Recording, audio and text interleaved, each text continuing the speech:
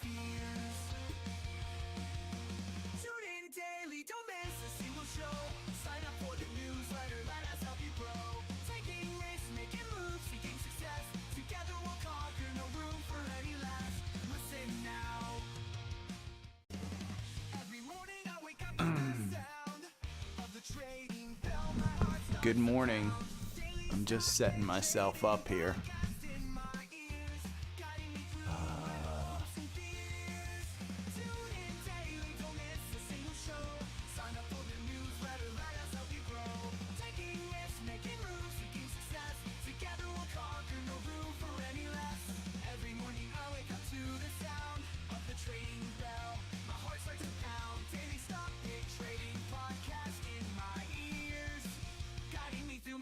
And fears. Tune in daily, don't miss a single show. Sign up for the newsletter, let us help you grow. Taking risks, making moves, seeking success. Together we'll conquer, no room for any less. Listen now. Good morning. I'm getting set up. I'm sure I'm gonna have dogs crying at me here in a little bit, so I don't want you to get that. I'm just setting my, letting people know I'm live.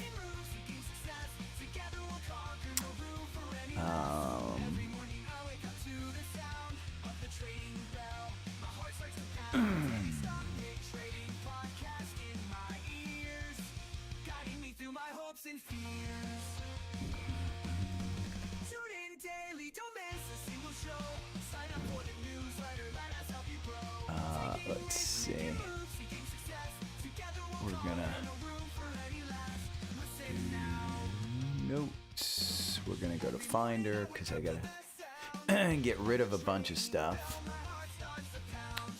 Daily spot pick trading podcast in my ears. My hopes and fears.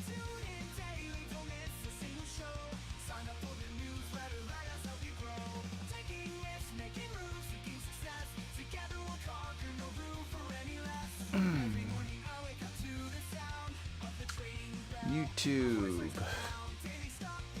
I gotta get it up on my What? Get off my screen, Fox News.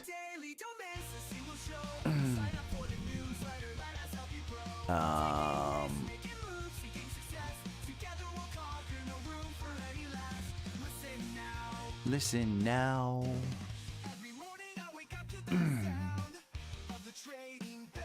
My heart starts to pound. Podcast in my ears.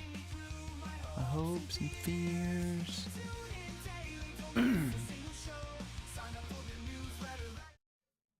You know what's outperforming the market?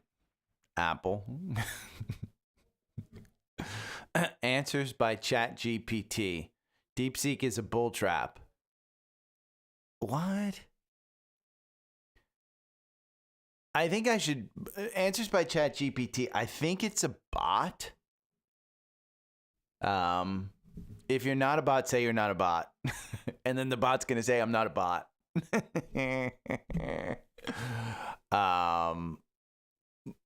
Morning Scott, morning Nathaniel, morning Roger, morning Candelas. I don't recognize you, but good morning. Good morning Beast, morning Leslie, morning Jacob. Morning T-Drift. Morning Dave. Yeah, I mean, here's what it is. I've got two things essentially in my notes, and I'll just go over before we do the scans. And hold on one second. I'm putting you back on countdown real quick because I got dogs crying. Hold on.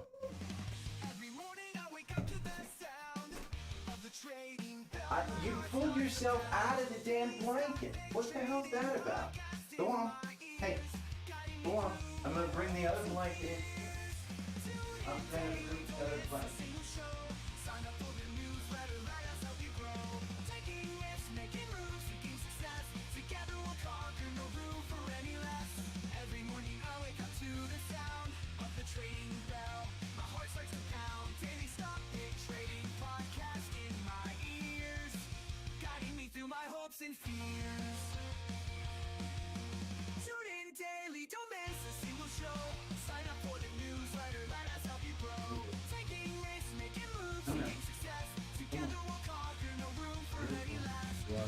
man. Hey, don't pull the blanket off. Okay.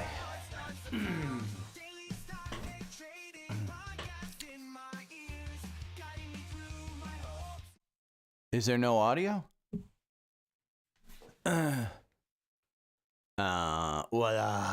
Morning, Laura.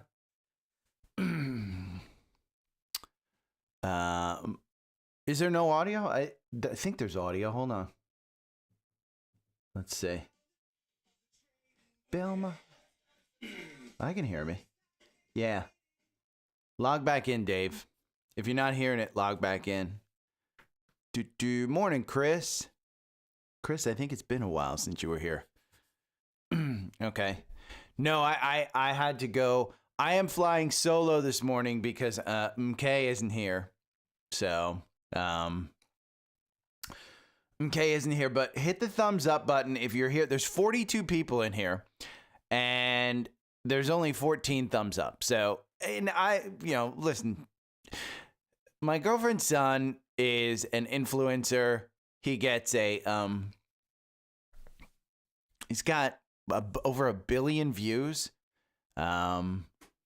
And he's got over 1 million followers, so pretty big deal. But he never says, hit the thumbs up and follow me. So imagine if he did that, because he never says it. And again, you know what's outperforming? Apple. Okay, so I've got two things mainly to go over: DeepSeek and tariffs. And I think when the market opens, you're going to see by the way, Apple's pretty much even. So anything that's been flying, expect it to pull back 10 to 15%. That's what Apple pulled back. Let's see. I got to log in here. New report. 10 top stocks of 2025. We're going to log in. Oh, God. 870115. Hopefully nobody. Wait. 439596. I should have. There we go. I hope nobody else has access to my damn passwords. I should have done that on the.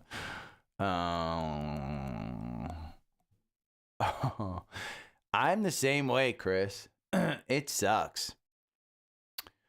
Webbush. Yeah, we're gonna include that one. I haven't been on the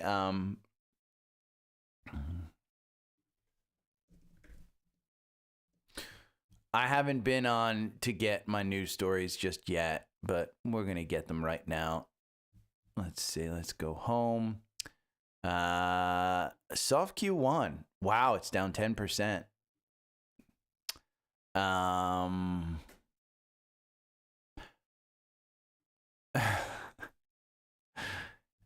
Wow. If you had this stock in your portfolio, you're doing well today. This was pretty good too. This is up 3%. AT&T on a down day.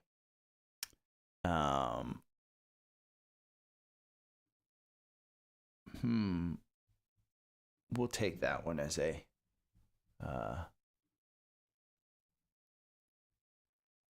what could you do?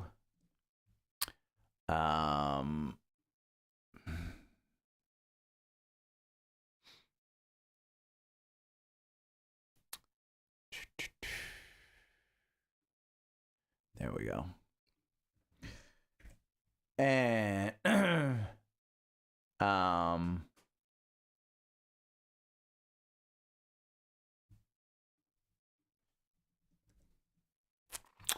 okay. So I've got some of the top news stories just to kind of go over. I threw them in there. I had my notes already planned. So, Dave, I've been getting text messages from friends for the whole morning. I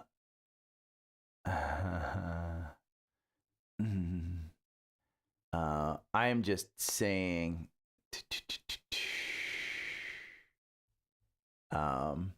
looking at my text because, again, I'm flying solo this morning. Normally, MK is taking care of the dogs, and I'm kind of in here, but she is off doing things, so I'm alone this morning.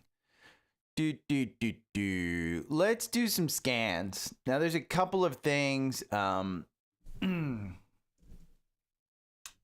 Scans. And I did forget my water, so I'm going to have to probably go in and grab some water and leave you with some soothing music. But I'd be surprised if, let's see, top stocks on StockTwits, nothing. It's funny. This is working so quickly today because I bet nobody's logged into Trendspider. Everybody's afraid to see what their portfolios are doing and what could be going on. I mean, I've got my portfolio set up in Trendspider, and just so you know, I mean, we've been going up. Let's see. Leveraged ETFs. You've got AAPU, MSTZ. You've got SMTS, SMST. 2 times short MicroStrategy. Got a cross up, and it's up 6%. MSTZ, which is 2 times levered MicroStrategy as well. Let's see, any ETFs? Nope. Spider sectors, probably not. Nope. Watch list, we may have a couple. Yep. UNH is up 0.66. MBKNG, Booking Holdings. And then let's go to the indexes, and we've got the Dow. UNH is holding that one up. NASDAQ 100, they're probably, Ross Stores and Booking Holdings. Let's look at the S&P. Southern Company is up, and United Healthcare and Booking Holdings. Yeah, look at that. Nice. I mean, again, you want something that's beaten down. This is a utility that's got a high of 94 and it's at 83, and it's holding up in a down market. You want opportunity? You got opportunities. Again, you got to find them. And that's how Trendspider comes into play. I love doing, on days like today, I love doing scans. I love looking at opportunities and saying, okay, in the 4-hour algorithm, what's bullish on a down day? What's bullish on a down day? So, because you got Berkshire Hathaway is actually up 0.28%. Okay. You've got Coke up 0.55%. You've got Qualcomm. Qualcomm is up 1%. Okay. You've got Simon Property Group. You've got Walmart up 1%. You've got Exxon up 0.31. If you're worried about your portfolio and you're freaking out and you're having a heart attack, it's because you may be over leveraged. And again, if you're losing sleep over this open, maybe you've just got, your portfolio out of balance. So, here's the Qs. I mean, you're down 3.5% at 511. Okay. Algorithm got you in at 519. Felt really good when we're up at 532. Now you're down at 511. Almost, by the way. Let's just put this in. 4-hour right there. Ooh, look. If you go to 511, bring it down. Look. Okay. Right there. Gap. This gap opened up at 507, or I'm sorry, this January 14th, we closed at 505. Okay. And then January 15th, your low, 511, caused a gap. Pulled back right to a gap. Went right screaming through the 526 gap. Okay. I mean, you know, you do have other unfilled gaps. You've got a gap down here at 493. Could you get there? Maybe. Because your 4 hour, your MACD stretched, your RSI is at 60. Depends on how far this comes down and how much selling we do. Because look at the weekly. So let's open up some. I'm going to close with this, which was interesting. A great clip from the compound, I thought. This is super interesting. This is using DeepSeek to create strategies that you can put into TradingView, but you can put it into Trendspider. You can easily put it into Trendspider. Dell may see larger than expected AI servers. This is going into some of the individual stocks that I'm going to go over. Alphabet's NVIDIA-like business may be worth billions. Maybe not after today, but I still like it.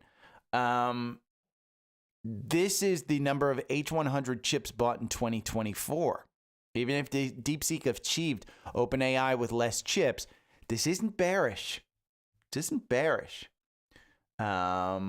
This is DeepSeek. The comparison, it's only been 5 days since DeepSeek R1 dropped and the world is already mind blown.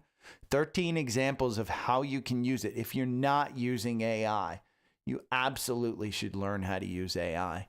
Here is DeepSeek's comparison. It's gonna be a heavy DeepSeek podcast. Chinese platform DeepSeek has taken over ChatGPT in the App Store. Chinese AI lab threatens to rattle Silicon Valley. And don't miss that we've got earnings this week. We also have a Fed meeting. And you know what could change the narrative in the market? 80% of the companies that have reported positive earnings. Biggest stock movers of the day. 3 top stocks for gradual rate cuts. I'm going to go over an article, and this particular article I thought was, there's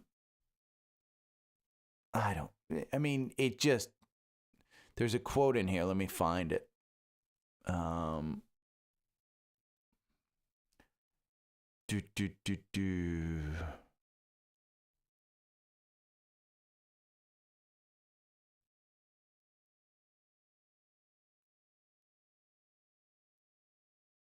Let me find it.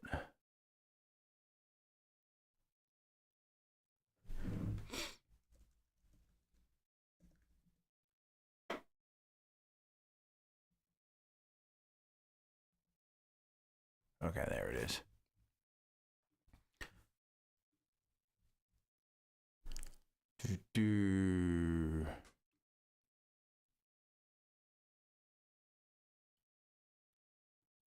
Okay, we're going to look at that. Open with Google Chrome. This is the DeepSeek news story that I'll kind of go over. And then China's Aurora Mobile soars 200%. Bum, bum, bum, bum. DeepSeek freak out is a golden buying opportunity. So we'll kind of go over that. Yeah. So let's go back to the 4 hour. Okay, I'm going to put you on a quite soothing music. And I'll be right back. Every morning I wake up to the sound of the trading bell. My heart starts to pound. Daily stock pick trading podcast in my ears, guiding me through my hopes and fears. Tune in daily, don't miss a single show. Sign up for the newsletter, let us help you grow. Taking risks, making moves, seeking success. Together we'll conquer, no room for any less. Every morning I wake up to the sound of the trading bell.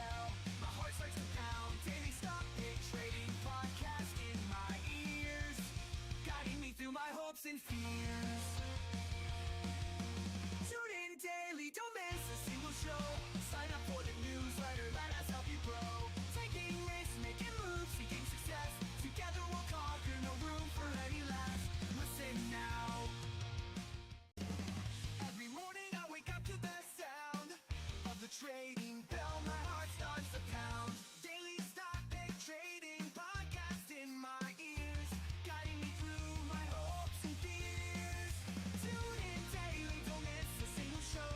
Sign up for the newsletter, let us help you grow. Taking risks, making moves, seeking success. Together we'll conquer, no room for any less. Every morning I wake up to the sound of the trading bell. My heart starts to pound. Daily stock pick trading podcast in my ears, guiding me through my hopes and fears. Tune in daily, don't miss a single show.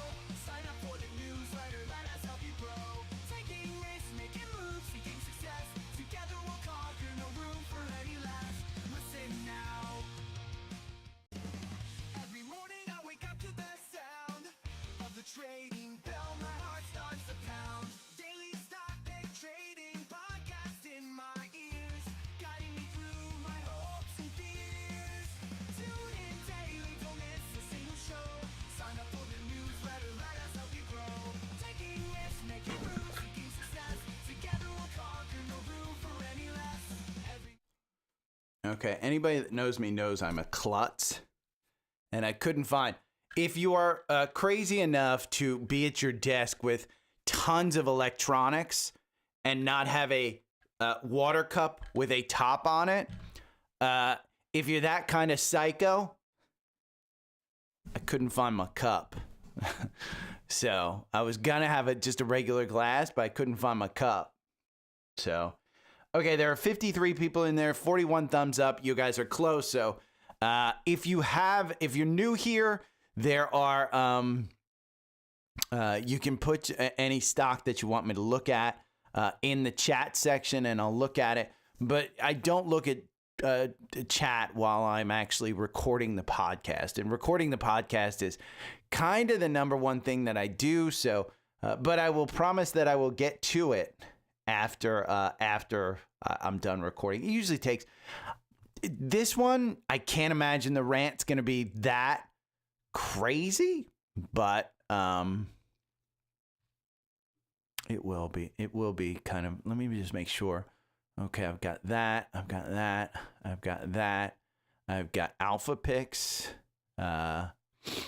We've got Earnings Hub here. We're going to oh, I don't think it opened up. Yeah. Hold on. Where's the biggest movers?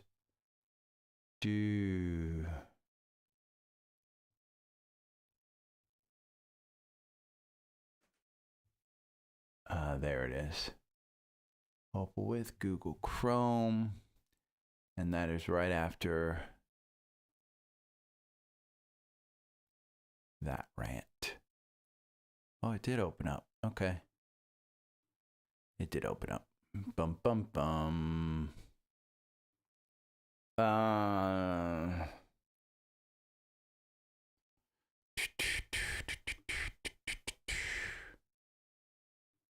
Larry.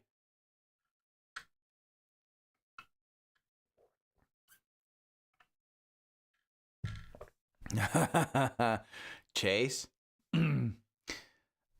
You must be a serial killer. I mean, honestly, that's serial killer behavior. That's just, yeah.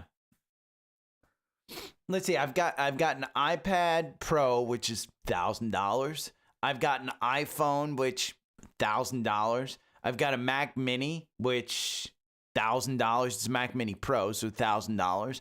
I got $3,000 worth of electronics sitting on my desk. The cover, the keypad for the iPad Pro, I think it's waterproof, so maybe that one's not. And the iPhone probably could get, but the Mac Mini, you get water on that thing? Hell no. Yeah, but that's all on my desk. I'm kind of a minimalist person. I got a ring light over there. I've got a ring light over here, and I've got my webcam up top. So Yeah. But that's just psychotic behavior, Chase. Let's go over. Okay. So I'm going to start. If you guys have any questions, continue to hit the thumbs up. We're going to start the podcast now. Just recording. It's 8:56. So I usually like to start around this time. So I do have plenty of rice. Listen, if I'm going to get canceled for this next joke, please just assume that, I'm dumb. I just don't know what I'm talking. My girlfriend's Asian. I got rice in the house.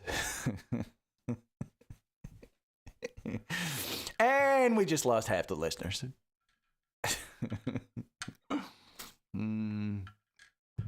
Keo. Okay, this is the second time you're asking about Credo. First off, Credo is the top stock for 2025 from Seeking Alpha. Is it a buy? Absolutely, it's a buy. Second off, did any of the thesis when you bought it change? I mean, the two things, there are three things that I'm going to go over. Four. Don't rush in. If you've got gains, take them. Take some profits. This might not be the end. If you have your list of 5 stocks that pull back more than 10%, you would buy them, no questions asked. Go ahead and do it. If you're worried about the losses in Keo, then what was the downside that you put on the stock when you bought it? Have you reached it? And the other thing is, has the thesis on your buy changed? It's not about, is it a buy for me? It's about how comfortable you are in holding that stock and going over it. Go over to Seeking Alpha, read the virtual analyst report, look at the valuation of it. So DEI is over. I think it is. I think getting pulled over by the cops and showing your papers is the new, excuse me, I'd like to speak to the manager.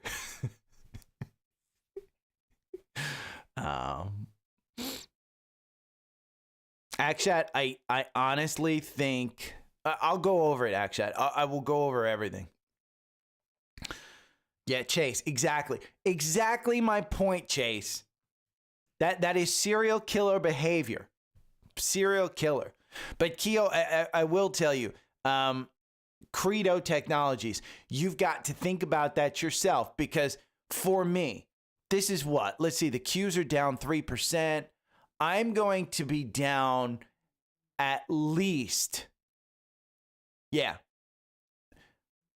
I'm going to be down 6 figures on open. I'm going to be down 6 figures on open. Am I losing sleep? No. And so if you were to ask me if Credo is a buy here, personally, I'd say yes. I haven't even looked at the chart. I haven't even looked at the valuation. I don't know Credo, okay? I don't know it like I know Apple. I know Apple's at 220. And is it a buy? Might be a little bit stretched with that PE at that thing. So if we do see disappointing Apple results, the earnings are coming up. If we see that, I don't know that I'd rush in to buy. I know nothing about Credo like I know about Apple. Okay. Do I own Credo? No. Am I looking to buy it? Absolutely. But that's the difference between somebody who knows the stock that they own and somebody who's just buying it because somebody told them to buy it and they don't know everything.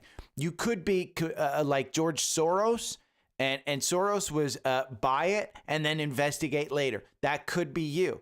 Maybe not a smart thing on a day like today where you're down 10%. But again, it's about, and if you don't know everything about the stocks that you own, you've got too many stocks. So pare your portfolio back. On a day like today, I am extremely exposed to the tech sector. With DeepSeek, there's a couple of things that I'll go over. Running it on a laptop, the possibility that it could be a chat GPT kind of model, screen scraping, I think is what they call it, that just popped up overnight and they kind of stole the technology and the back end of it. What does that mean? That means that it's probably going to get some copycats. I mean, that's pretty simple. The fact that it can run. We had Taiwan Semi under $200. You had, let's see. Let's just go over. You have Amazon close to 220 to buy.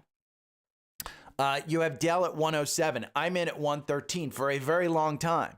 You've got Disney at 111. That's $120 stock after earnings. You've got Google at 195. I think that one under $200. It peaked over $200. I think under $200 is fine.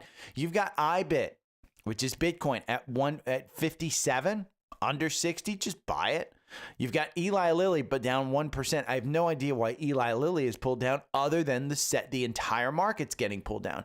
You've got Meta down 2%. If that gets under 600, go and buy it. You got Microsoft pull back 4% at 425. If that one gets under 400, just buy it all day long. You've got Netflix back under 1,000. I don't know what Netflix has to do with this. NVIDIA, the valuation isn't crazy. It's down 10%. I'm going to look to buy more. Am I buying more now? I'll look at the chart. PanW, under $200. I think that one's perfectly fine. That's cybersecurity. Palantir's back down 5%. I think that's an $80 stock. So you have some upside there. But your time frame, because again, it's overvalued. But can it grow into that? Absolutely it could. Roblox is down 3% to 65. I have no idea why that one's so high. It should be a $45 to $50 stock. So if it pulls back there, you've got it. Shopify at 104. If that pulls back under 100, go and get it because it's a $180 stock. Simon Property Group is at 174. Just a bit too rich for my taste. Tesla is under 400.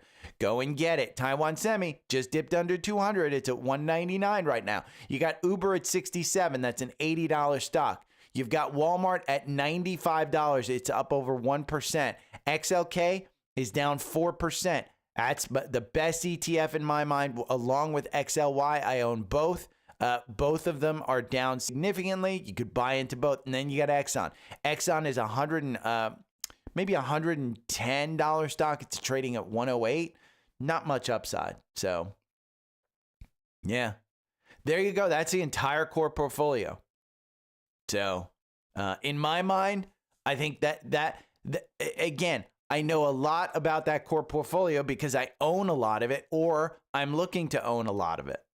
So, my own portfolio, I really don't go over that much, but yeah, XLG, great point, Chris. XLG, the top 50. I think that gets you enough exposure to the Mag 7 so that if we have a pullback, XLG will pull back. But it's got 43 other names in it. So, again, I think those 43 other names may outperform. So, XLG might be a great, great opportunity. But let me go into the podcast because it's already 9:03. I talk way too much. Okay, hold on. Again, hit the thumbs up button. We got 74 people in here. There are only 50 thumbs up. So, hit the thumbs up. And here we go. Good morning. I think it's you too. For all the boomers out there, you'll hear Sunday Bloody Sunday from U2, which I think was the song that really took them over the top. It's Monday Bloody Monday. Okay, I'm going to but let me foreshadow a little bit. Things are fine. Call your mom. Be okay. You're going to be fine. Again, the title, I think I put in, the market is crashing, call your mom. It's a little concerning. Not overly concerning, and we'll go over it. We'll go over DeepSeek. There's two things this weekend that I think the market is really looking at. There's also a few things. We're going to have catalysts this week, which I absolutely think will change the narrative in the market. We'll look at top 3 stocks for gradual rate cuts from Seeking Alpha. We'll look at earnings. We will look at DeepSeek, which is taking over. We'll look at a social request for Archer Aviation. Then we'll go over a lot of stuff. I'm going to be long-winded with just a few notes. But if you want a kind of cliff notes, again, I'm dating myself. But if you want cliff notes, The newsletter, it's free to sign up. Most of the newsletter is absolutely 100% free. There's usually one or two. I didn't do a paid one this weekend. It's in the edit stage. So I just wasn't real happy with it. I kind of saw DeepSeek and I said, you know what? I'm going to hold off to see what the market does because I think there's going to be a reaction. So you're going to get some bonus stuff. But again, Linktree, linktr.ee/daily stock pick. The link is down below. It's right below my head. On most platforms other than Apple Podcasts, okay, which is about 20% of my user base, which is fine. But on most platforms, there's video. So just pull up the app, look at the video. Down below my head is Linktree. That is your central space for everything that is this podcast. So to keep up on things, you have the newsletter. To save $20 off your phone bill, you get Visible monthly. I just upped my Visible to the $30 plan. They have a savings. It's unbelievable. Use that link and get $20 off your first month. You can get Tesla, a new Tesla. Just sign up right there. Webull, which is my trading account. I took $1,000. Let's see. I am down on my Webull account because it's mainly IBIT and NVIDIA. I am down 5.5% today. But the balance is $11,000. Again, I put $1,000 in there. So am I worried about, the little bit that I've lost today? Let's see. It's $637. Out of it was at $12,000 last week. Am I worried about it? It's okay. I mean, I'm losing a ton. In fact, I have a position in MSTX that was up 20%. I'm now down 11%. And that's just $1,000, but I'm sure my CONL, double leveraged in my Fidelity account, that's way down. So let's go over some things first off, okay? The two things that happened this weekend, there were two, okay? The first one that I will go into depth about is the Chinese AI, DeepSeek. Okay, I'm going to go into depth about that one. But the second thing that DeepSeek kind of saved is the Trump tariffs. Okay, make no mistake, tariffs are inflationary. And if inflation picks back up, what does the Fed have to do? They have to raise rates. What's the market pricing in? Rate cuts. So what happened this weekend? Trump, there were two planes that had detainees, that illegal immigrants that were sent back to Colombia, and they refused to let them land. Trump immediately put tariffs on Colombia. That moved the Trump tariffs from threats to reality. Okay, and tariffs are inflationary.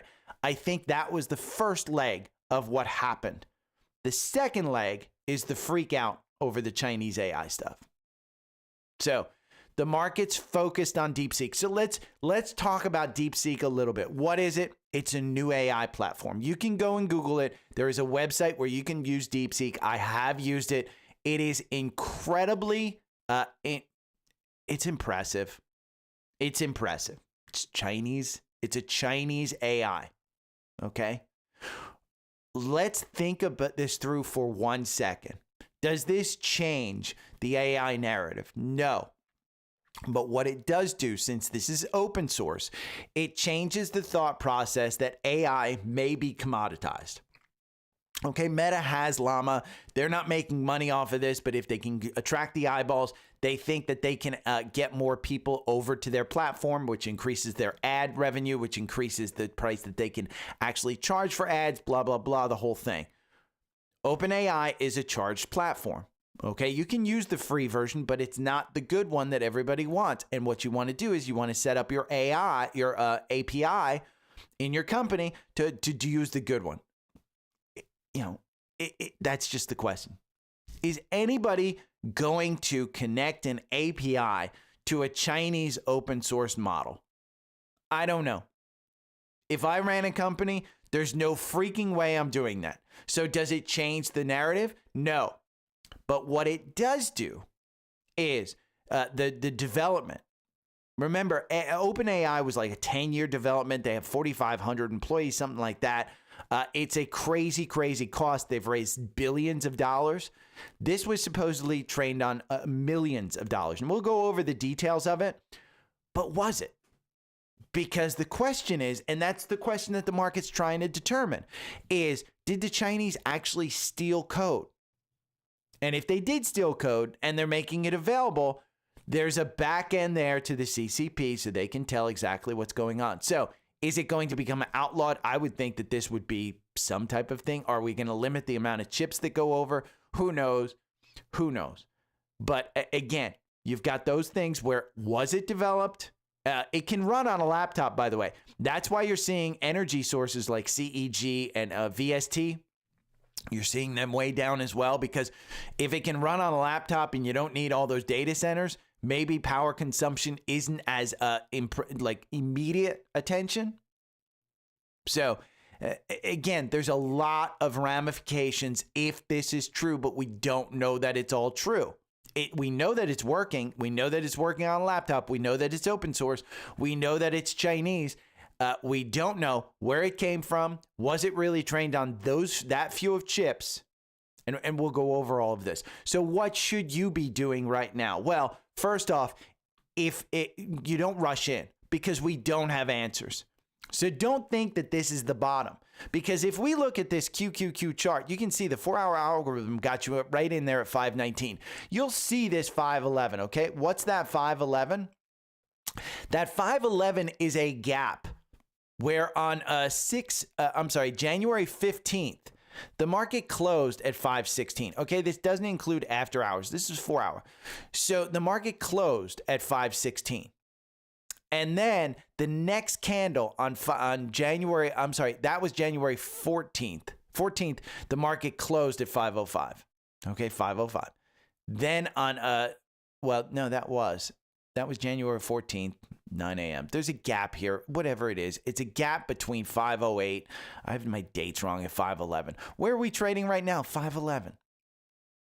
The market pulled back to that gap. We know that the MACD, and again, we're dealing with facts here on technicals. These aren't opinions. The technical on the 4 hour, and we can go and look at it daily. Is there a gap at 511? No.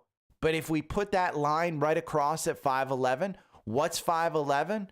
Well, let's look at it. 511 right there. Pretty good pullback support there. Pretty good resistance right there until you gapped up. Okay? There are gaps all over the place. On this 4 hour, though, where would I expect it to go?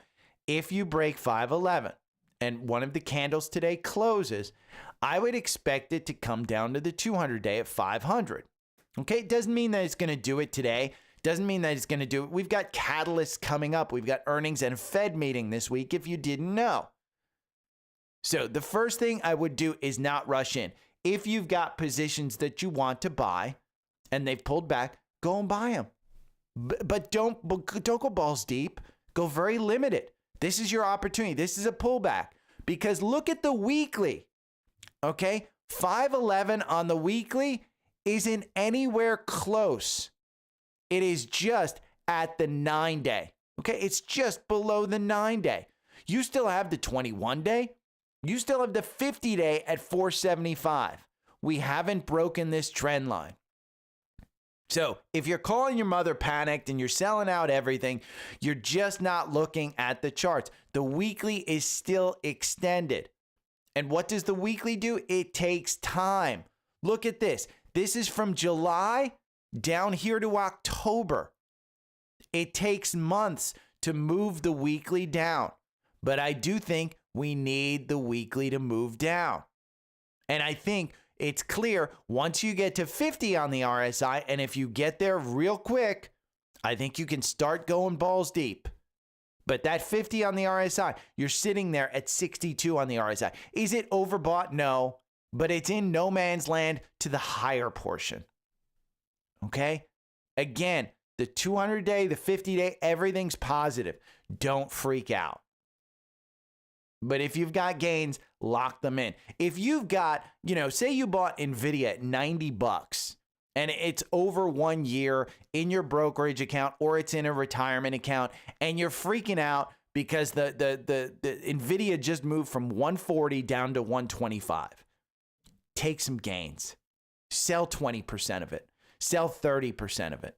And you know what? If it moves down more, buy it. Lock in your gains. Lock them in. I don't think that we're done going down. Do I think it's an overreaction? Absolutely, but lock in your gains. The other thing you should be doing is remember how I always preach about 5 stocks on your watch list that should absolutely, if they pull back 5%, 10%, you immediately buy them. You set the level in your mind. If this pulls back this amount, I'm going to buy it, no questions asked. Just do the research later. Go and look. Because if you don't have that watch list available to you, you're not really trading, you're not investing, you're just using the market to make money. And you might as well be in VOO or QQQ. Okay? You can make money that way. It's fun. But if you don't have that watch list, you're really not doing yourself any favors. If you're worried about the losses, okay, there are 2 things I want you to ask yourself. What was the downside that I said, hey, this is the price where I'm going to get out before you bought the stock? Because if you didn't set that price in your mind or in your notes when you journaled, then again, you're not doing things correctly. There's a system involved. This is more about the psychology of stuff. And so if you're worried, it's because you haven't prepared. And so that downside should absolutely be set every time you put money into the market. And if you've hit it, sell it. If you haven't hit it, nothing has changed. The other thing you want to ask yourself is, what's the absolute thesis? For instance, NVIDIA. What's your thesis? My thesis is these hyperscalers are absolutely chomping at the bit to get at NVIDIA chips. They have pricing power. We will continue to see NVIDIA chips be bought. That's my thesis on NVIDIA. Has that changed? No. The simple fact is it has not changed. The thesis has not changed.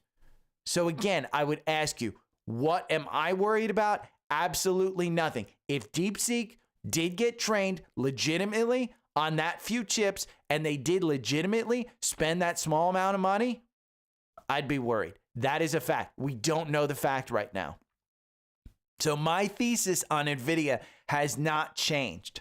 Do I want to add more right now? No. There's a level of uncertainty. I've got enough. I feel like, okay, I'm good with what I have. My average purchase price is significantly down. I think it's around $30 per share.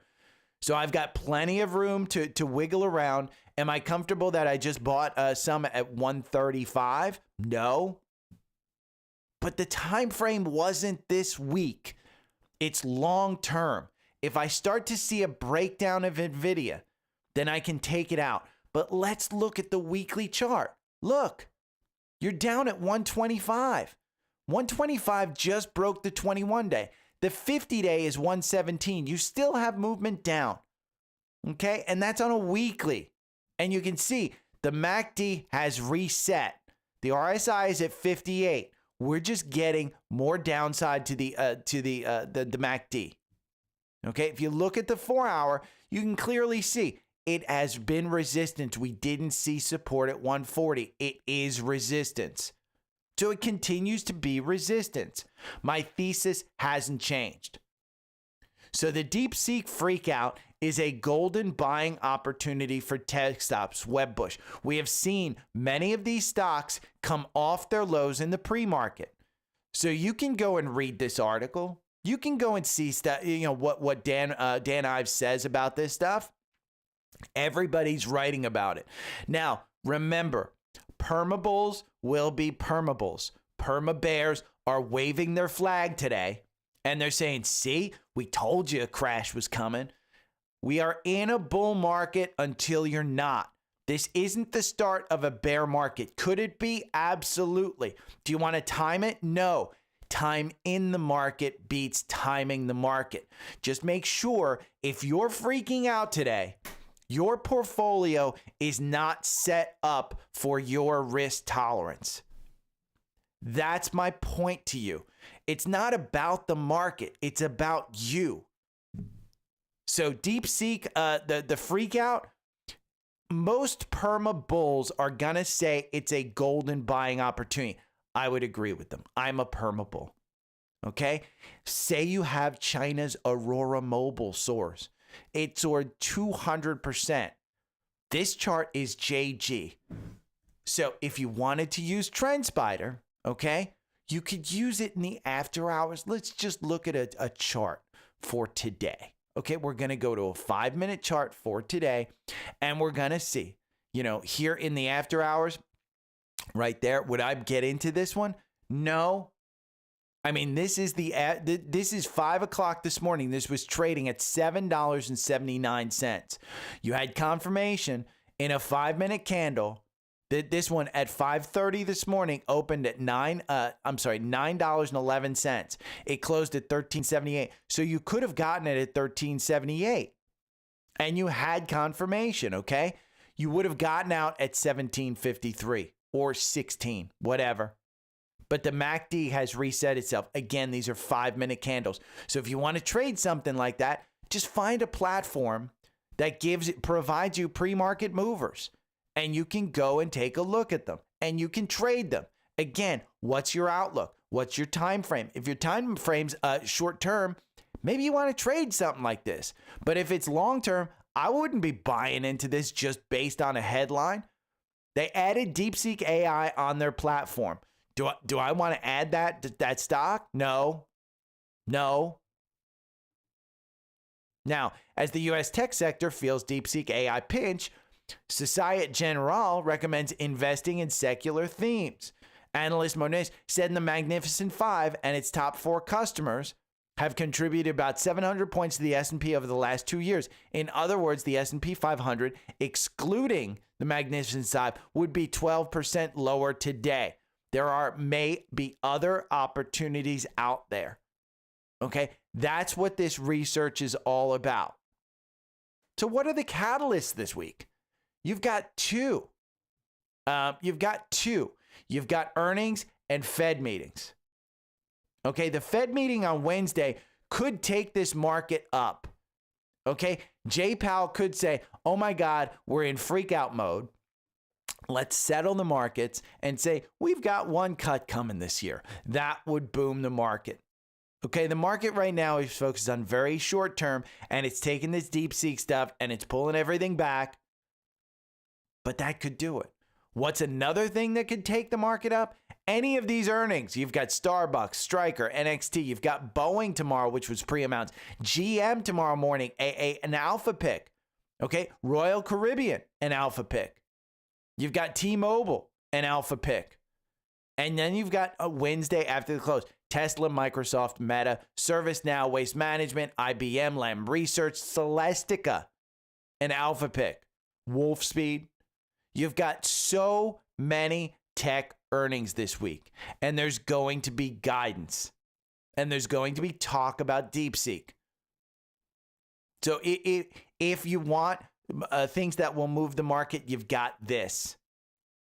And so again, I'm not worried. I know the stocks that I own. If you don't, then you're just not putting in the work, and you need to put in the work, because if you're not putting in the work, I would say a portfolio of VOO and QQQ, just have at it, buy in and do it. If you don't want to do the work, you can't have days like you're always going to have days like today. Now, I was doom scrolling. I doom scroll. I don't doom scroll on TikTok. I don't doom scroll on Instagram. I listened to a podcast this weekend with Tim Ferriss, and I forget the man's name, but it's his latest podcast. Really, really good. And he said he got rid of Instagram, and he said he's so much happier. He lost 12 pounds, and he said, I don't have the FOMO of stuff. So I doom scroll on Seeking Alpha, and that's what I do. Now, if you want to doom scroll on Seeking Alpha with me, what's the best way to doom scroll? It's the combo, the bundle offer. Get premium and alpha picks for just $6.39, okay? It's a savings of $159. You go over to my link tree and you click this second link. That's the doom scrolling that I do. Now, I would want to point out to you, I was doom scrolling, and this is an article of, let's see, what's the title? These could be the 10 best deep value dividend aristocrats bargains for February. Anybody that's listened to the podcast knows I'm not a big fan of dividends. And so that's my first thing. And I said, let me take a look at this. Maybe I've changed my mind on dividends. Let me start reading. And the author lost me. Okay, this particular line in here. In short term, Luck is 13 times more powerful than fundamentals. In long-term, fundamentals are 33 times more powerful as luck. That was interesting to me. Not true. In the long term, look at Palantir. Look at Tesla. Look at some of these other names. It means he's never bought those names. So it's not luck. There is a certain thesis to it. It's growth. And so I like growth over dividends. He says he ignores the 12-month price targets entirely because analysts create them to fulfill demands from clients who are too ignorant to know that they are 100% pure guesses. Yes, those analyst recommendations are guesses. Do I think that the clients are ignorant? No. These guys have models. If you've never been to a Wall Street firm, like a trading firm, and seen one of these models, they could change the cost of a bolt in a GM model, and all of a sudden earnings changes and their price target changes. Okay? Again, you take the earnings per share and multiply whatever random PE you think the stock will trade it in 1 year based on momentum. So that's what he's doing. His top picks, ABM, RLI, CWT, I'll include the picture of them in the newsletter for you. I'm not super impressed. Again, they underperformed. Now, that doesn't mean that every article on Seeking Alpha you can find a problem with. Again, I didn't comment on this guy. I wasn't impressed. But then you get to an article like this, 3 top stocks for gradual rate cuts. And this has fundamental and technical ability to, and the 3 stocks that I like, the one, DAKT, I know nothing about. This is let's say a billboard maker. I think it's a sign maker. Designs, manufactures, and sells electronic scoreboards, programmable displays. This is interesting. It's a strong buy in the quant. 1 year, it's up 116%.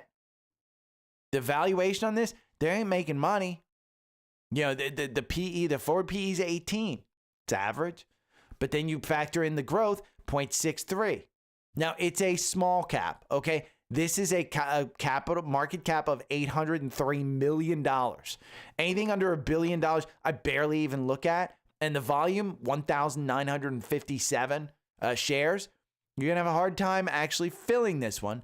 But Steve thinks this is a good one. Again, look at the factor grades. And you have analyzed the virtual analyst report right here. This was just created on 1/7.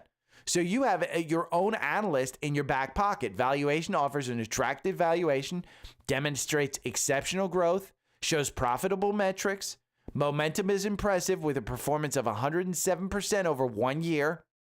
Revisions are positive, 1 upward, okay, no downward, suggesting optimism. Then you can look at concerns raised and positive raised by Seeking Alpha analysts. That's what you get with Seeking Alpha Premium, okay? And then with the bundle, you add in Alpha Picks, okay? If you're worried about today, Alpha Picks is the portfolio for you. Look at the past performance of Alpha Picks. It's probably down today. So you most likely will be going into this with a portfolio that's at a good price target. And what did I do? I put a bunch of money in October, and I'm up. And it's autopilot. It's 2 stocks per month. One on the first, and one on the 15th. That's it. 2 stocks per month. You buy 1% of your portfolio each month, or you can just use it as ideas. Okay, the stocks cover multiple sectors. It is a data-driven portfolio. They have rules around selling, and they tell you when to sell. It is a no-brain portfolio. And again, look at the performance. And you get it both in the bundle. You get premium and Alpha Picks in that bundle, and you save $159. So if you're worried about today, that's your best bet. Get a portfolio that's proven with the track record. Okay? And if you want them separately, you can get them separately. Here on Linktree, I've got the bundle as the second link. The third link is Seeking Alpha Premium, where you get a free 7-day trial. So if you like what I just did with the virtual analyst report and the searching out stuff, just get premium. If you don't want the portfolio, just get premium. You get a free 7-day trial. So go and read that article, this article, with your free 7-day trial, and go and find it. Now, the biggest movers of the day, obviously, it's NVIDIA. We've got Tevagen, jumped 70% after announcing an expanded collaboration with Microsoft. Logility, it jumped 24%. Then you got NVIDIA, which is losing. You got crypto, which is down. And I would argue, under $100,000, start buying IBIT. Start buying IBIT. Okay? That's what it is. So it's a big, big week this week. You've got earnings. And we just went over how earnings could shape this market, how earnings could change the narrative. Well, so far, we don't have that many companies. Out of the 36 S&P companies that reported, 80% of the companies are delivering on earnings per share this week. That means earnings could push. What do you have this week? You have, let's see, you have Tesla, you have Microsoft, you have Meta, ServiceNow, Waste Management. You have a lot of earnings this week. You have Blackstone, okay? You have a lot of earnings. Apple on Thursday, Intel, Visa, Atlassian. A lot of earnings this week. And then you have oil companies, Exxon, Chevron. What do they think about Trump telling OPEC to reduce the price of oil? What do they think of Trump actually saying, hey, you can drill more when they're drilling at all-time highs? If you didn't know, they can't produce more because they're firing on all cylinders. And then you've got the price of oil wanting to come down. That may be a little bit of a problem for oil companies. It'll be interesting to hear what they say. So it's a great, great week. You've got Tesla, Meta, Apple. Here is an article that outlines what you can expect by day. Okay, AT&T already blew it away. Boeing pre-announced. But this article goes over everything that you need to know. Now, let's go over DeepSeek again, because I do want to go over some of the details of DeepSeek because it is a big, big deal. I don't want to downplay it. Am I worried about it? No, because we just don't know facts. But let's go over some of the facts right now. It's a Chinese artificial intelligence lab that shook it up. Solely funded by Chinese hedge funds, High Flyer. Revealed its R1 model on Monday and detailed in a paper how LLMs can be built on bootstrapped budget and improved with human supervision. Okay? This will go over everything that you need to know about it. The threats to Google, the threats to NVIDIA, the threats to Meta, the threats to all of the things that you want to know. Oracle, ARM, Microsoft, NVIDIA. That article goes over it all. And here's the thing. DeepSeek has now taken over ChatGPT on Apple's downloads ranking. That's a big, big deal.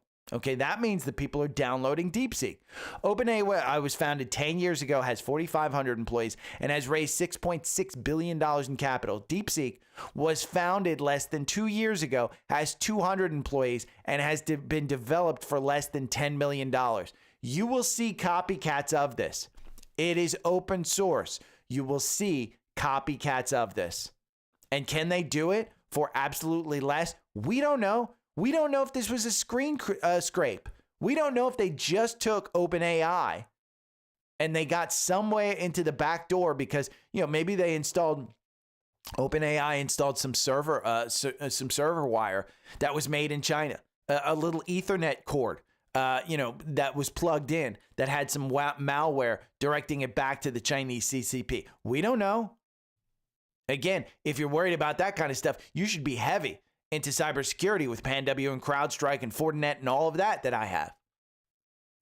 So again, what's your portfolio doing? Goodbye ChatGPT. It's been 5 days since DeepSeek R1 was dropped, and the world's already mind is blown. 13 examples of that will blow your mind. Go and look at these 13 examples. Again, this is how it's done. If you're not using AI, you're falling behind. But this was impressive. Am I worried?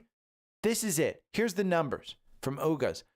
Number of H100 chips bought in 2024. Microsoft, 450,000. Meta, 350,000. Amazon, 196,000. Google, 169,000. DeepSeek was reportedly trained on over 200,000 H100s. Okay? They're not trained on Blackwell. Cut these number of chips down by like 20%, and that's Blackwell. Okay? DeepSeek news, true or false, are amazingly bullish for chip makers, because if DeepSeek reached this level with just a few thousand chips, can you imagine what can be done with a few million chips? And that's where these guys are going. So again, I don't view it as oh my God, it's an all you can win. I just think the bigger becomes big becomes bigger. And so I do think there's an opportunity here for NVIDIA, because again, it wasn't trained on AMD chips. So where are you going to? You going to AMD when you can use fewer H100 chips? No, you're going to NVIDIA, and you're using NVIDIA's software as well. So I think it's bullish. Alphabet's NVIDIA-like business may be worth billions. Remember, Apple's AI, which is not so successful right now, but it was trained on Google chips. And Alpha's market value is about $2.5 trillion at a price of $200 a share. They're not factoring in their own chips, which are created from Broadcom, by the way. Now, what's ironic is this came out on Friday or Saturday. I think it was Saturday. Dell may see larger generative AI server pushouts than expected. Loop Capital is reporting this. This isn't good for Dell or SMCI. But what they did note is that Pure Storage has gained legitimate traction with multiple hyperscalers, and it has the potential to sign more than one additional deal. Pure Storage might be a buy. It's a hold in the quant. Why? The valuation. The valuation's just a bit extended. It is. So it needs to come down. It's down 7% right now. So DeepSeek is incredibly cool.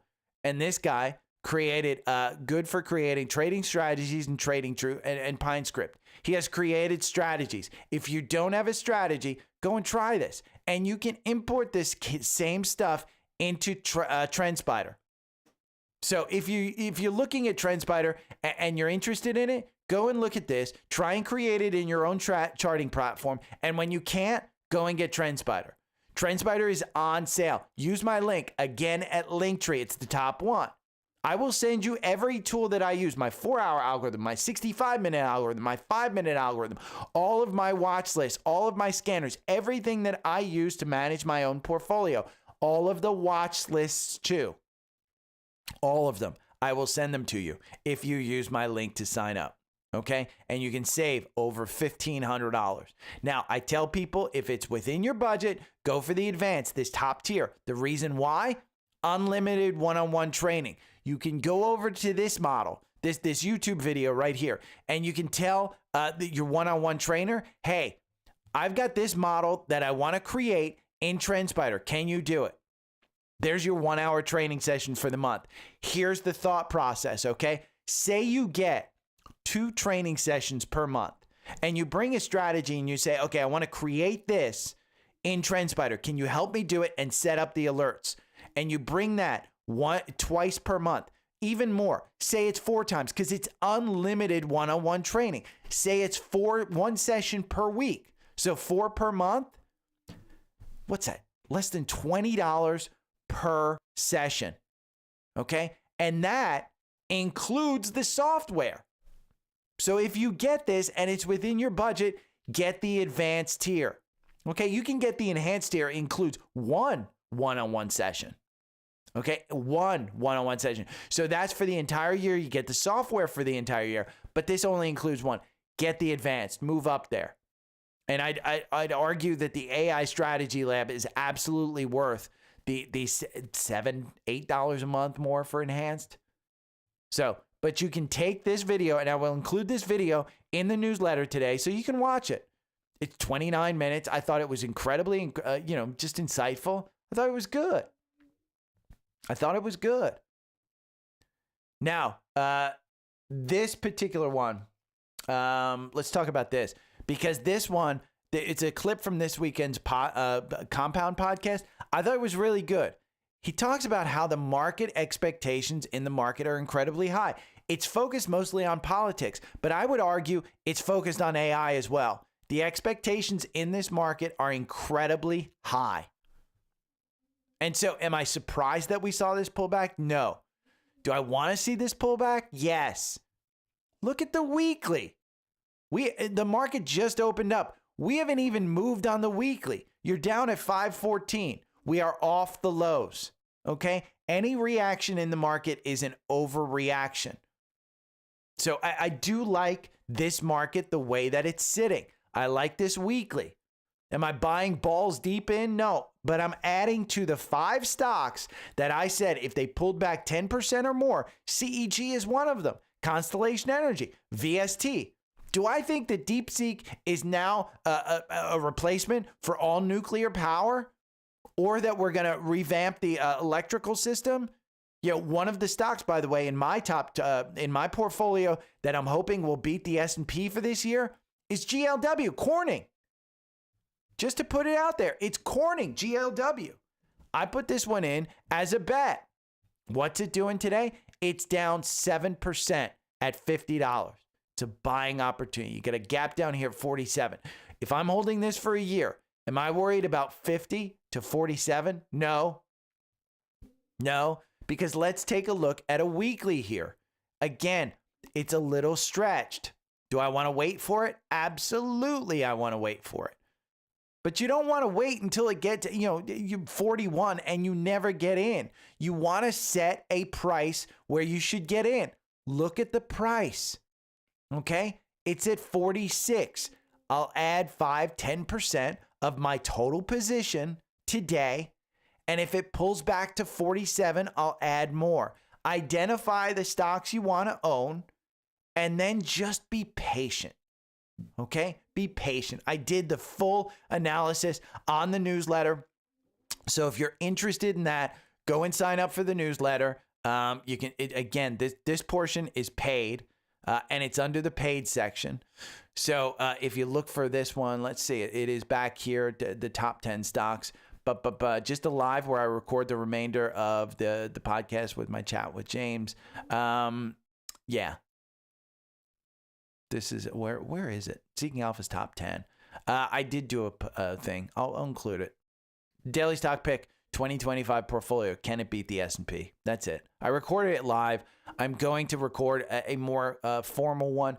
But again, that gives you, I think, 10 stocks in a portfolio that I hope will beat the S&P, and GLW is one of them. So let's talk about social requests. Again, if you just comment below, if you, email me, do whatever you need to do to get in contact with me if you want to look at a stock. Jesse emailed me. Hi, my name's Jesse. I'm a big fan of your podcast. I listen every day on my way to work. I'm new to the market, just started investing in November. I was introduced to the market by a friend who was talking about Archer Aviation, ACHR. Let's talk about this one because ACHR, Archer Aviation.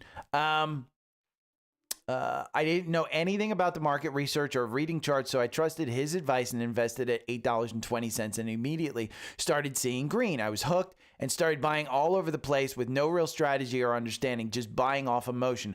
I did good on some and bad on others, bringing my P&L really low. So I sold everything right after Christmas for a total P&L loss in the red. I was still up on Archer at the time, but I just thought I would claim the small wins to offset my big losses. Immediately, Archer was shooting up into higher 10s, so I did a call option and won that and did a few more and lost, but ended up buying 200 shares of Archer at $8.82. It's been a roller coaster, but I've learned a lot, especially watching your podcast and some YouTube classes. Now I have a plan and a strategy, but was hoping you could take a look at Archer on the podcast and give me your opinion. Okay.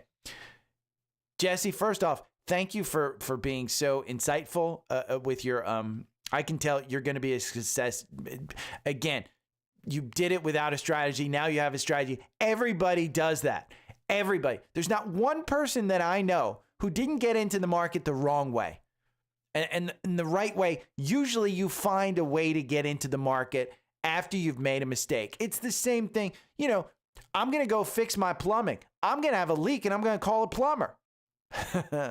It's the same damn thing. We all think that we're, oh my God. And when you get that first rush of dopamine and you're like, whoa, I can make money like this. Great. Okay. So here's my thoughts on Archer. From a technical standpoint, you're in a bull run. Okay. At 307 in October, this is a bull run. And here in the 4-hour algorithm makes you 352%. Versus buying and holding over the last 24 months makes you 303%. There's 25 positions. So 25 positions over 25 months isn't bad. You win 40% of the time. So it's a little bit less than blackjack.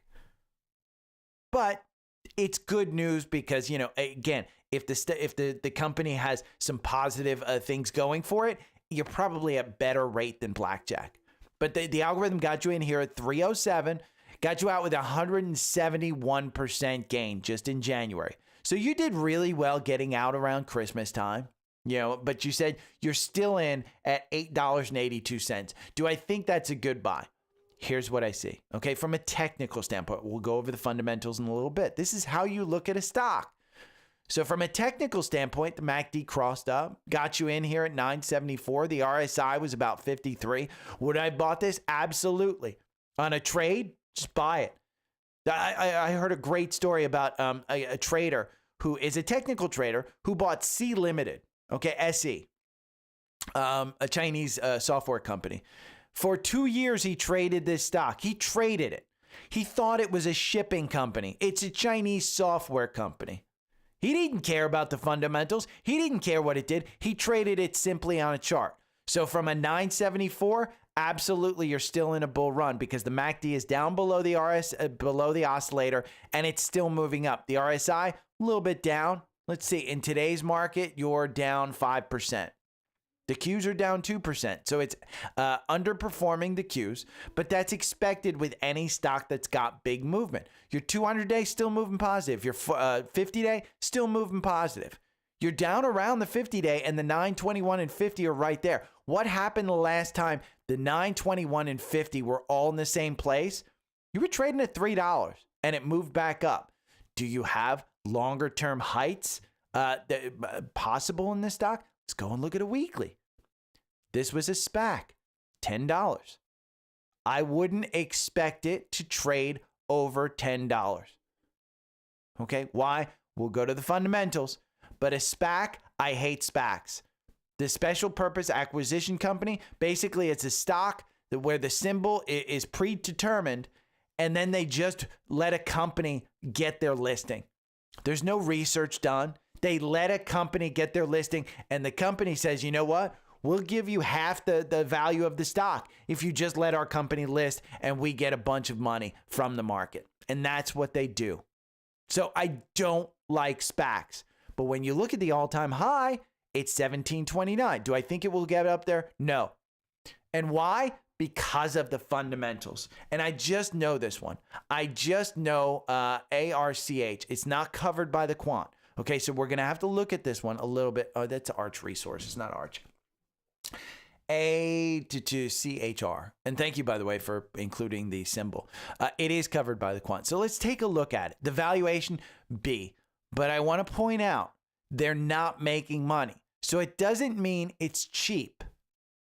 It just means that for right now, for a company not making money, the fundamental valuation looks good with the growth factored. Okay, their growth. Working capital, they're making 21% year over year. So they do have some type of income, $150 million. Now the expenses, the net income, they're losing $500 million. So you do want to take a look at how much cash on hand. The one place I know how to find out, and if you're not on Seeking Alpha, you can go and look at this stuff. ACHR right here. You can go and look at this stuff. See, the PE 0 because they're not making money. Cash on hand, $1.20 per share.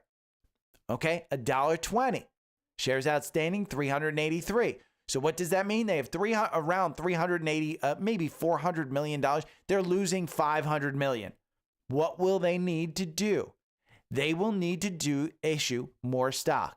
And that's what's called dilution. So the average price target is $11.33. You are trading at 937 right now. Remember, it's a SPAC, so it IPO'd at 10. Unless there is some type of craziness in this, you won't get above 10. The average price target, again, 1133. So am I worried about this one? Yes. Go and read the analyst AI. Okay, the competitors are Joby, Lilium, and Whisk. Archer's unique value proposition lies in its strategic partnerships and innovative aircraft design. Remember, this is like one of those, I think it's a drone company where it flies you or something. Price to book is significantly higher than the sector median, indicated an expensive stock. Suggests that ACR might be overpriced compared to its peers, even though the valuations be. But they're not making money, so the valuation means nothing because they're not making money. ACR demonstrates robust growth with year-over-year CapEx growth of 73%. Fantastic. Profitability struggles with profitability, indicated by its negative cash from operations at minus 348. That's why it gets an F. But the momentum, which is the number one thing in the market if you're trading, is an A+. Okay? The revisions, earnings revisions trend is moderately positive with 4 upward in the last 3 months versus 2 downward. However, revenue estimates have seen 2 downward revisions. Again, they're expecting this. You can read the analyst stuff. So from a trade perspective, at $9.62, personally, I would take the profit. But honestly, this is a U trade. You have to assess your own risk tolerance. My risk tolerance, I would have never even gotten in here at $3. And I would have missed out on 100% of that 127% gain.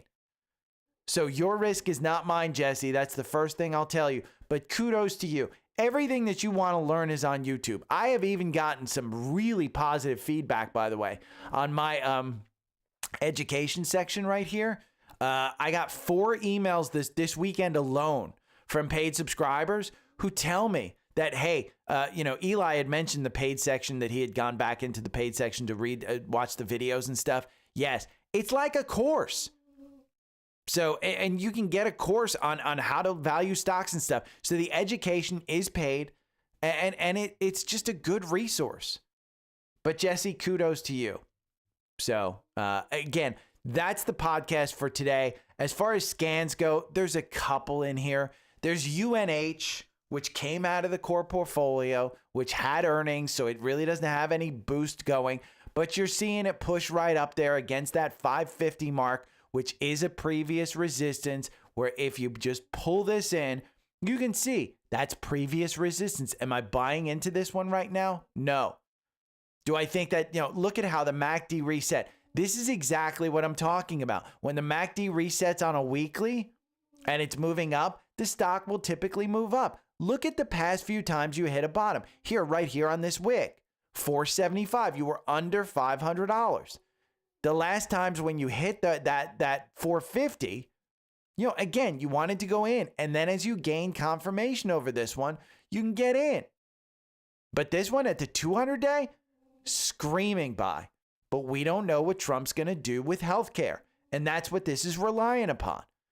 So it's an interesting one. We're in a good market. Again, it's a bull market until it's not.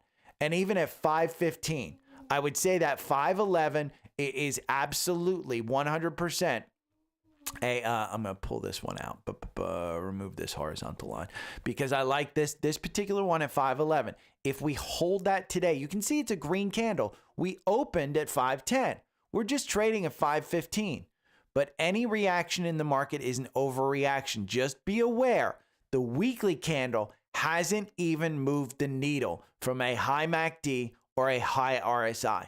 If you hit 50 on the weekly RSI, I think that's when you can go balls deep and take it out.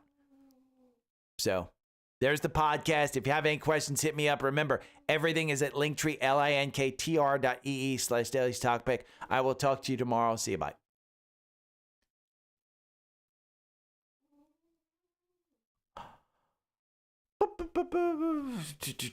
Okay, let's see. Whoa.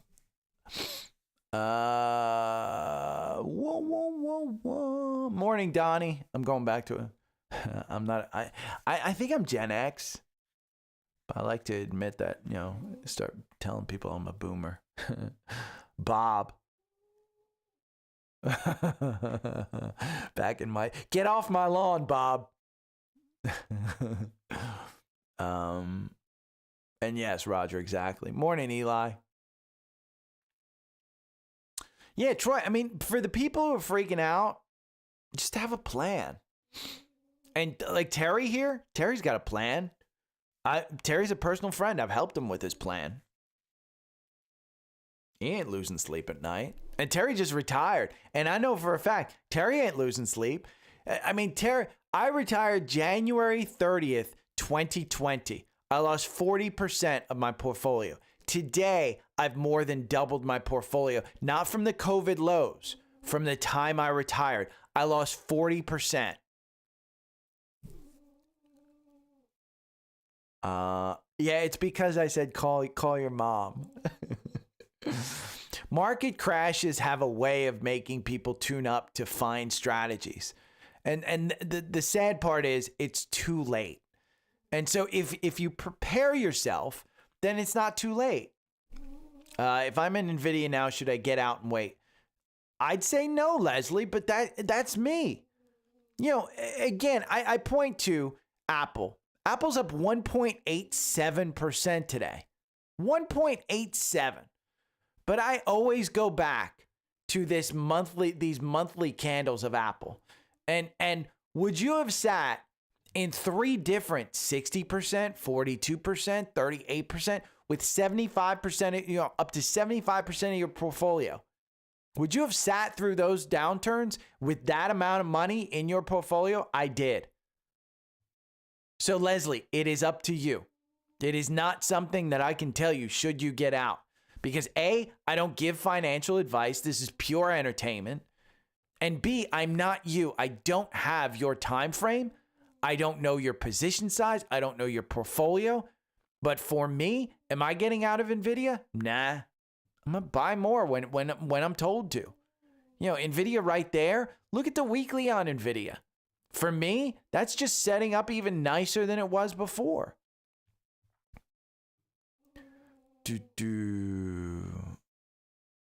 Yeah, and Kathy, I agree with you. DeepSeek, I think the U.S. government's going to say DeepSeek is an enemy of the state. We're going to ban it. Credo is down 20%. Let's see. But here's the thing. Credo is down 20%, okay? It is down 16% right now. The algorithm got you in at 77. It will get you out today with a rather large loss. The wins are 50%. The losses on the algorithm are 50%. Your average loss is 10%. You will lose more than 10% today.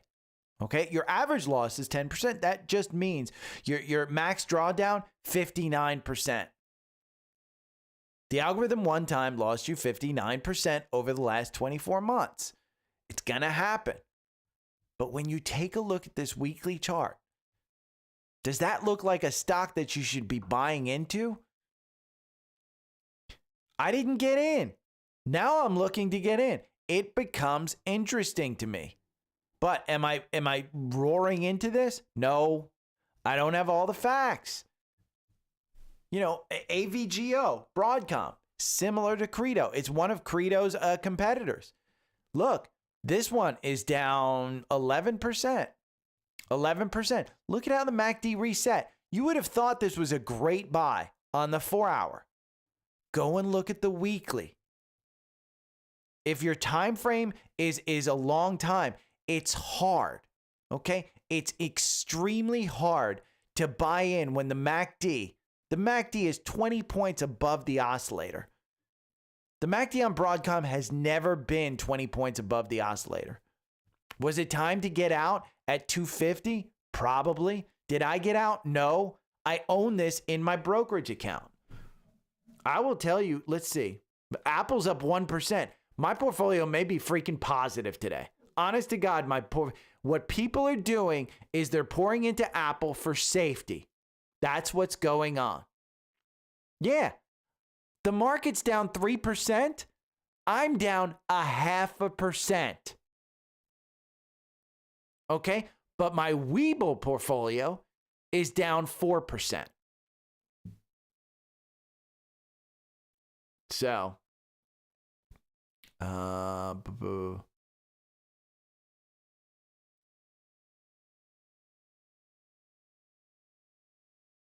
let's say,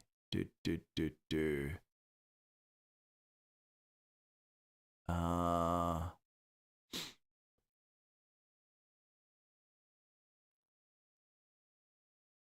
he's asking.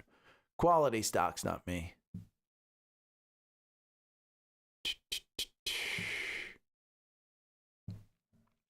What did I think of SOFIs? Somebody replied in a chat to me in somebody else's Substack chat. Let's see, Laura. Pfizer. Yeah, Pfizer's up because it was down so much. Let's look at IWY. I should be editing. Let me edit.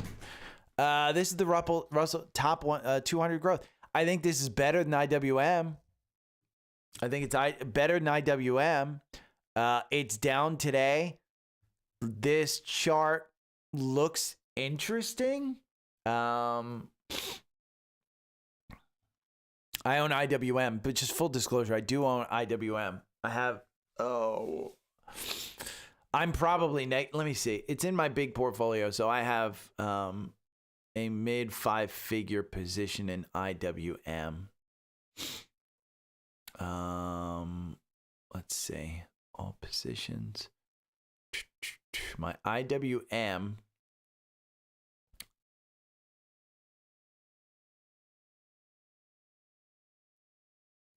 Wait, is IWM actually up today? Wow. Yeah. Total, I'm up 3.7%. So, but I do have a mid 5-figure, so it's a good gain.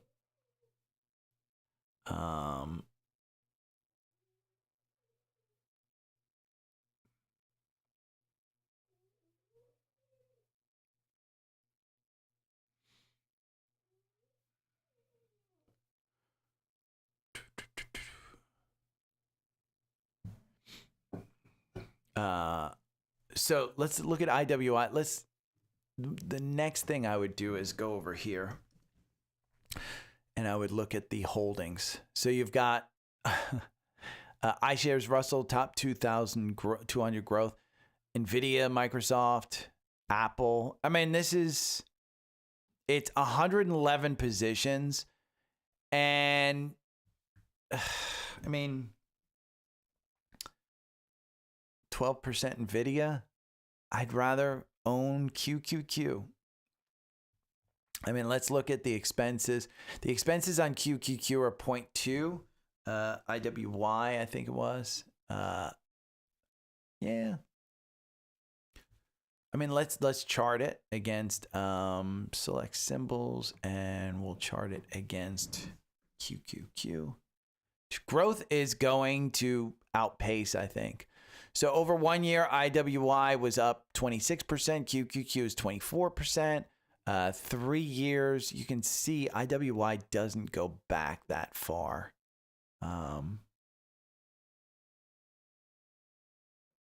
Yeah. It doesn't go back that far.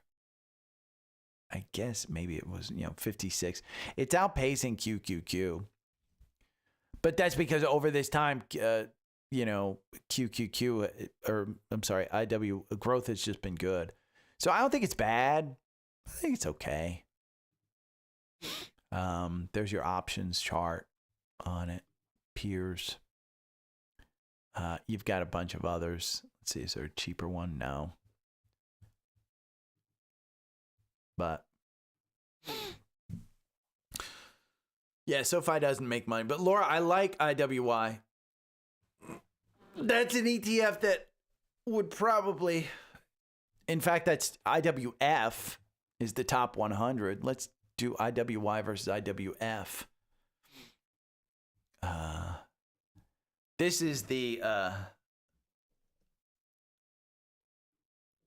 top 100 versus the top 200.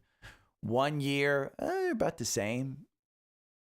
Year to date, I mean, let's do 3 years. IWY actually outperforms a little bit. So I think either one, for me, I think that's a good.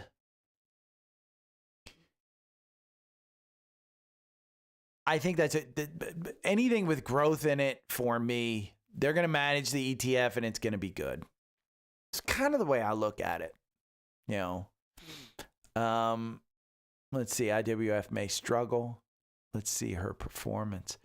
She said sell back here in July 27th. Kamal. Let me see who you are. Yeah.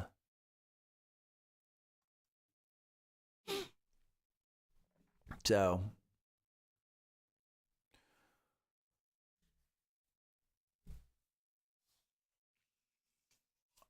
Yeah, you just have to, I mean, listen, if the hyperscalers are going to pull back on their spend, Credo's going to get killed. Credo is part of that. So, but yeah, look at the Google's bumped up. So I do think this is an overreaction. I'm not worried about it. If your portfolio is super, super far down, you're just, I think you're just worried about some things that don't matter because we don't have all the facts. And if you're believing the Chinese government, then I just think that's a fool's game. I think the bears are waving their flag saying, hey, I told you this was going to be, this is the crash that we've been waiting for. I pull up the weekly on the NASDAQ and just say, I don't know. This isn't 2021 where you have supply chain issues, where you have companies that can't make products, where you have just, the Mag 7 couldn't perform. The Mag 7's gonna perform. I mean, Apple is up 1%. It was up almost 2% at its high. People are fleeing to safety. And so if you find those safety names, you can, Amazon being down 2%, is that a tragedy? No. Remember that those blue and green, or the red and green lines, those are just anchored low versus high trends. And I think you're staying right in the middle there.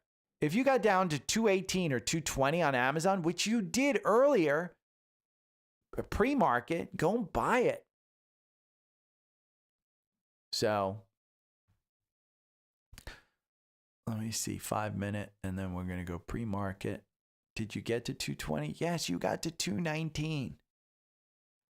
So it's about having those ones that you want to own in a watch list. And I do think earnings will overtake this market with the news cycle. And I think, the Fed's going to take over the news cycle with the market as well. So I think we're in a good place. Now, with that, I'm out of here because I only have 52 people listening and probably 50 are bots.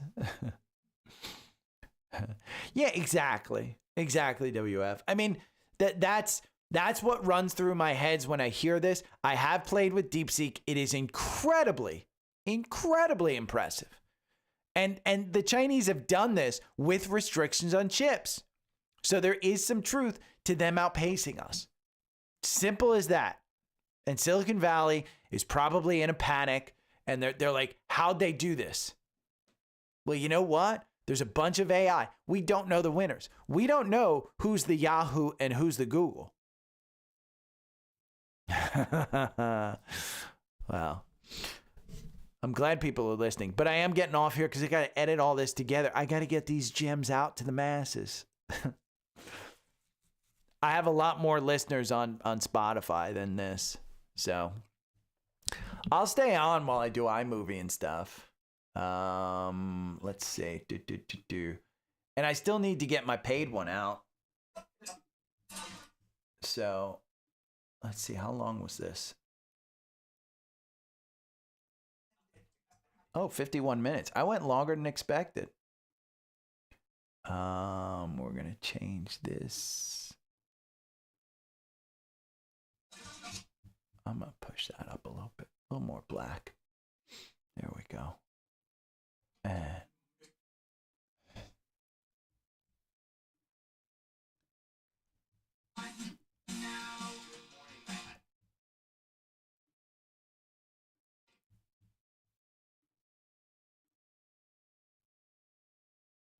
And what?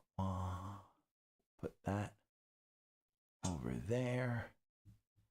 And we'll say green screen. Copy. And export file. This is 127. Ask Jeeves. Exactly, Roger. Exactly. Who's Google? Who's Yahoo? Who's Ask Jeeves? You don't know. And honestly, I mean, think about it. I read an article recently about how the US struggles. The rest of the world loves super apps like WeChat. The US struggles with super apps. And so Apple and Google and the large players, the Mag 7, typically with the device manufacturers versus the apps, actually benefit more. So because if Facebook is able to become a super app and have payments and things of that sort, they can cut Apple out completely. You know, if they just have like a device or something. So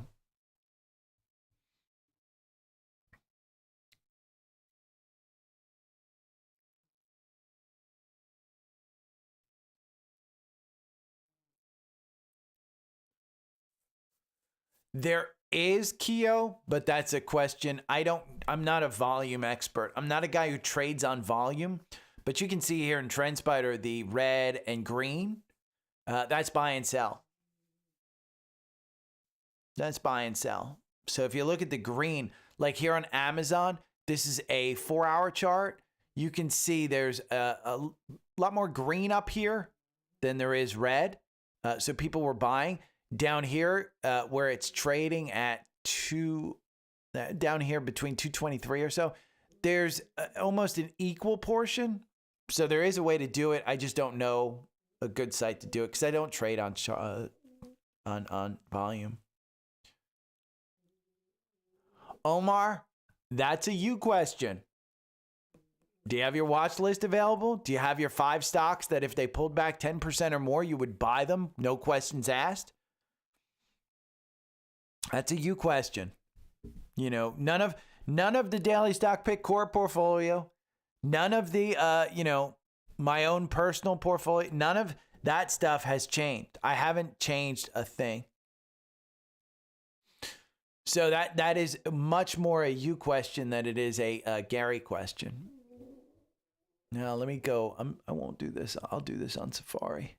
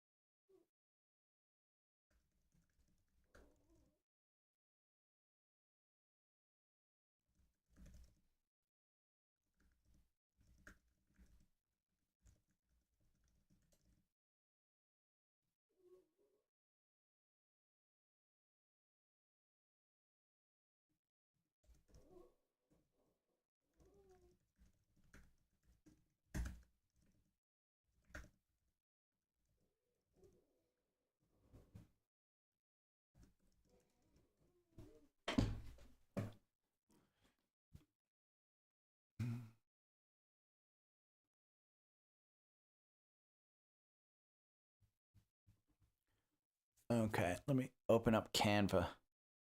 Well, and I gotta look at your chat. I'm opening up.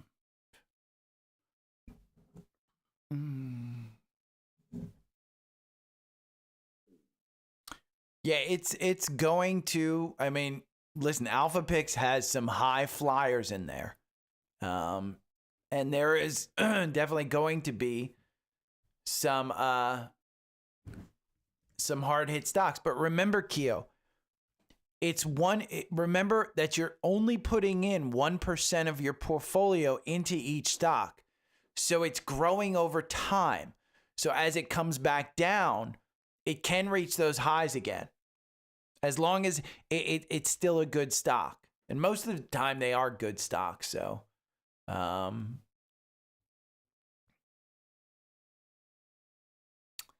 let's do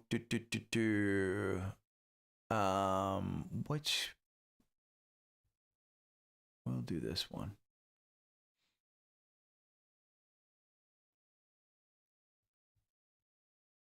Open.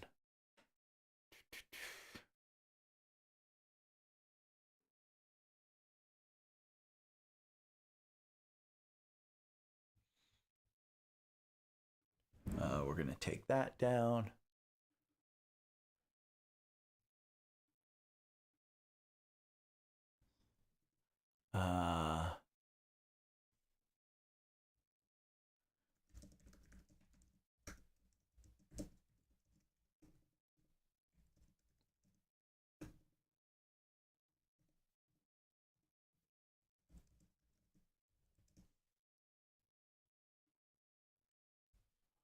Wah, wah. What happened?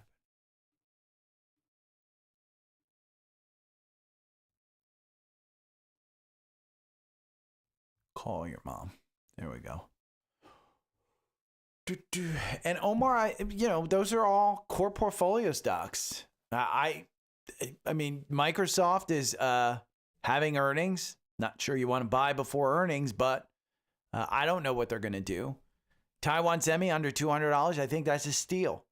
I don't think this means that stuff's going down, but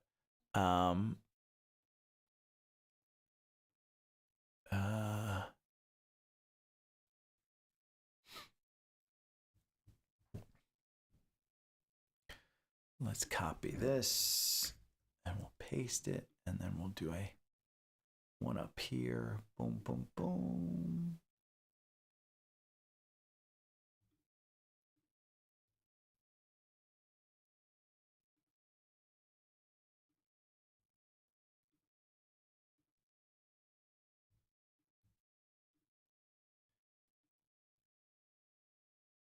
What is going on there? Okay, we're going to level that off.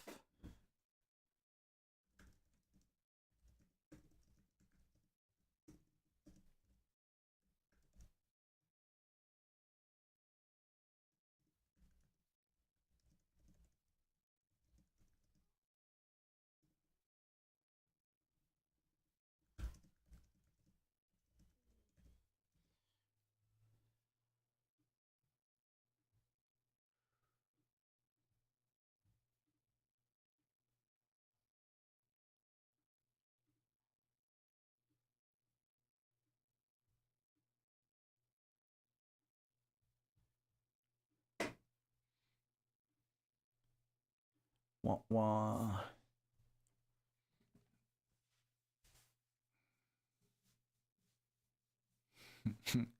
Keo. Stop feeling stupid. Mobilecom, let's see. You had a profit. I can't find the Mobicom.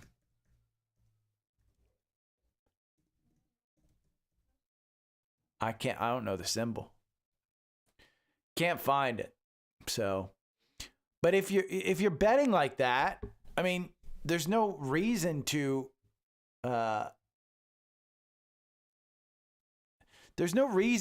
feel bad about a profit. Okay, with that, I'm out of here because the podcast just downloaded off of iMovie, so I've got to start posting this stuff. Mobile ICOM. Let's see. MOB. MOB or MOBBW? Oh, those are the warrants. Okay. So this one is... I mean, trading wise, the 4-hour algorithm would have had you done better. I mean, that's a 40% move that it got you out of. Then it got you back in, got you out with 152%, has you out right now. And you look at a weekly on this one and no more data. Looks like they IPO'd at $4 and it's at 281. Let's look at MOB. I guarantee it's not making money, so you did well on that one. It is a end-to-end provider of cybersecurity and smart solutions for drones, robotics, and autonomous vehicles. Let's look at the financials. How much money are they bringing in? $3.5 million. Okay. There is a Waffle House location down the street from me that makes $4 million in revenue. They're losing money. So they have a market cap of $18 million. Why in the world would you hold on to this thinking it's going to go up? Two investing groups cover Mobilecom. Let's see. So they do. Where's the Bulls and Bears? They don't have any.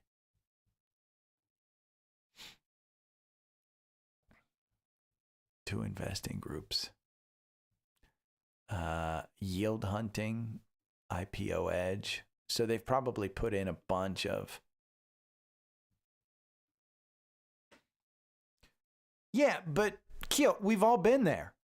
I mean, shit. If your emotions got you out, then you didn't have a sell price when you went in for the bottom and the top. And if your emotions got you out, then you didn't have a sell price in for the bottom or the top. I tell this story all the time. Sedge. Sedge is a great example because I had a top price in my mind, okay? And we'll go back to a weekly so I can show you. So I had a top price in my mind. See how this one pops up to 350 regularly once, twice, 3 times. I bought under $300 at like 270 and was waiting for it to get over 300. And it got to 299. I didn't sell. Okay? I wound up losing 80% in that position. Now I sold along the way a couple of one. But I sold here at 133. 133. I saved myself 80%. So I guess this was back in 2023. So I don't really remember. But I bought here in June. I think at about 270. I bought it. Maybe it was 250. And I was waiting for it to pop. And I had a sell price of 300. I didn't do it. I knew I was waiting for 300. I think it got up to 299. I didn't sell. So there was another one where I bought, MSTX is a great example. I was up 20% on MSTX on Friday, holding a triple leveraged ETF, a double leveraged daily ETF, okay, into MicroStrategy over a weekend. I was up 20%. I'm now down 6% on that one. So I don't feel bad about it. This is just one of those things that you're gonna do it again. Yeah, you'll remember stuff like this forever.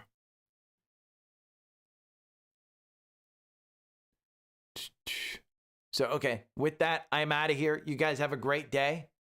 Thanks, Joel. I appreciate it.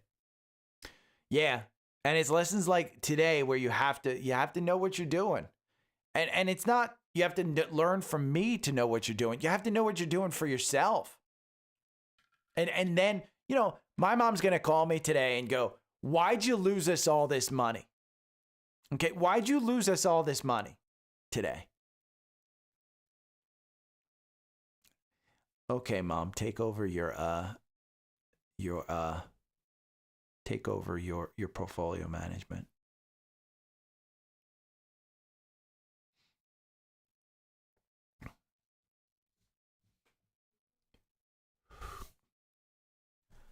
Okay, I'm out of here. I'm putting the countdown on.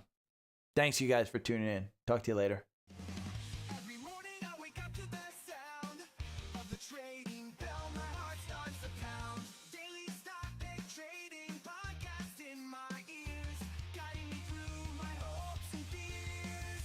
Tune in daily, don't miss a single show. Sign up for the newsletter, let us help you grow. Taking risks, making moves, seeking success. Together we'll conquer, no room for any less. Every morning I wake up to the sound of the trading bell. My heart starts to pound. Daily stock pick trading podcast in my ears, guiding me through my hopes and fears.